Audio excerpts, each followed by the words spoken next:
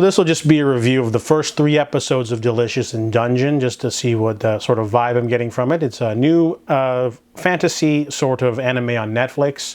It takes place in a world, a high fantasy world, where dungeon crawling is the main thing because of a giant dungeon that opened up, and there's a fabulous treasure on the other side if you can clear the dungeon of its many monsters. However, there is a vicious wizard or something that creates monsters or something. And in the beginning, we're sort of shoved to the action immediately. Laios is a knight. His sister is eaten by a red dragon in the middle of a fight, and she manages to teleport everyone away. However, she gets eaten and she can't teleport herself away. So she will be digested in some time. However, they awaken and half their party has left. The only ones left are Chilchuk the thief and the magic lady whose name Marcille. So basically the 3 of them realize that they can't go back to the dungeon immediately to save his sister because they don't have a party and they don't have supplies. They're going to have to just wing it and go in there and eat monsters. So the first thing they do is they go into the dungeon again and start trying to find a way to kill things and cook them. However, they find a dwarf who's really into monster cooking, and he basically shows them what you can do with slimes and the first 2 creatures that they kill, I think a scorpion, and there was something else, and he makes them a soup or something, or a hot pot. And essentially, each episode is a different creature or creatures, and they cook them in unique ways. But they also introduce a new world-building element as they go lower into this dungeon. And we get a little bit of character development too. Marcille doesn't want to eat the monsters, but she gets hungry and she has to, and you get to see all their strengths and weaknesses over the course of the first 3 episodes. So I like the animation so far, and I like the story. However, it's feeling really episodic.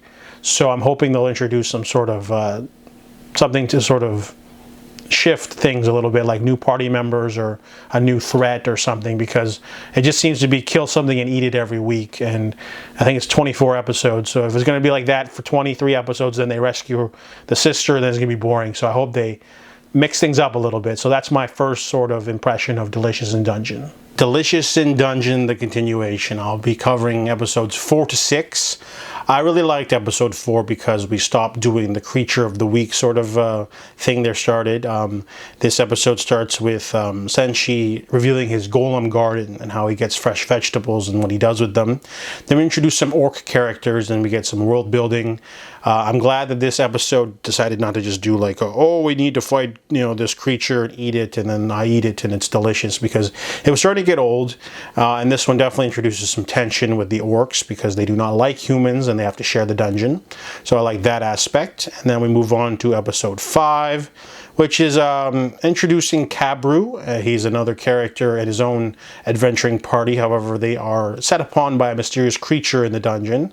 And later Senshi and Laios and the others find this creature, kill it and eat it, and then uncover the more supernatural aspects of the dungeon. And the dungeon can apparently shift around and change itself with magic. So it's not just a large castle underneath. It's also ensourced with traps and all sorts of dangerous things. So, the fourth episode, the 5th episode introduces like some more paranormal aspects with the ghosts and things like that.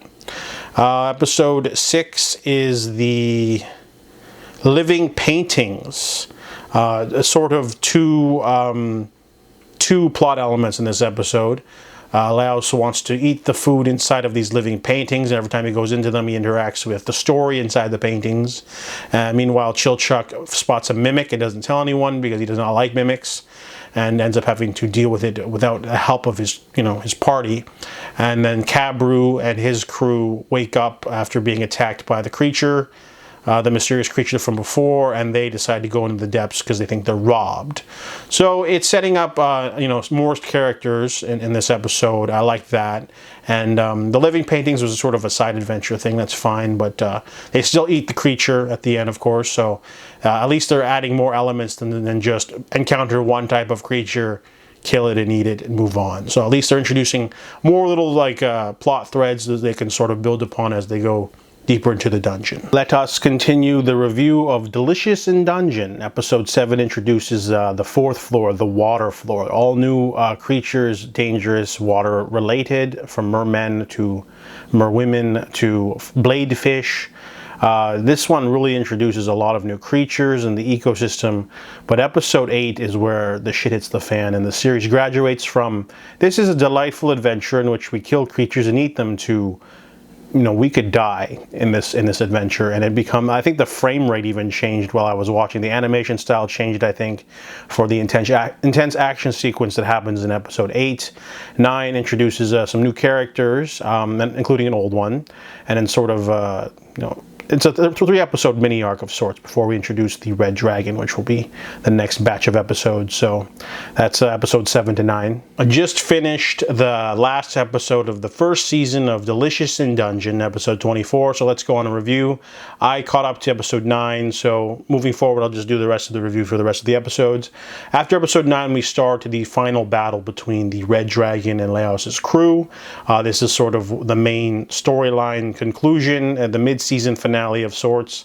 It's pretty awesome 2 episodes, to be honest. It's epic action. It's the tone of the series changes over time. So the first couple episodes are very lighthearted, kind of like we're just killing monsters and eating. But as they get further down the dungeon, there's more danger, there's more threats, more blood, more, you know, stakes, you know, chance of getting killed and losing people becomes really apparent in the mid-season finale.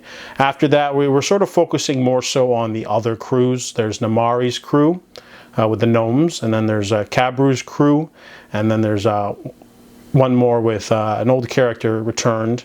They introduced a new character to join the party as well, and the second half of the first season is basically them with a new goal. And by the end of the first season, however, we do get lots of character development and lots of action, of course. But by the end of episode 24, we do get a full backstory for all the characters involved. So it definitely is a series you have to be patient with. You have to sort of let it you have to get into it. I didn't quite like it when I first started, but Delicious in Dungeon is a solid anime. I think they're starting production on season 2, so definitely probably will be the last season where we'll have a more finite sort of resolution of all the story points introduced. So I really enjoyed Dungeon Meshi, and definitely recommend.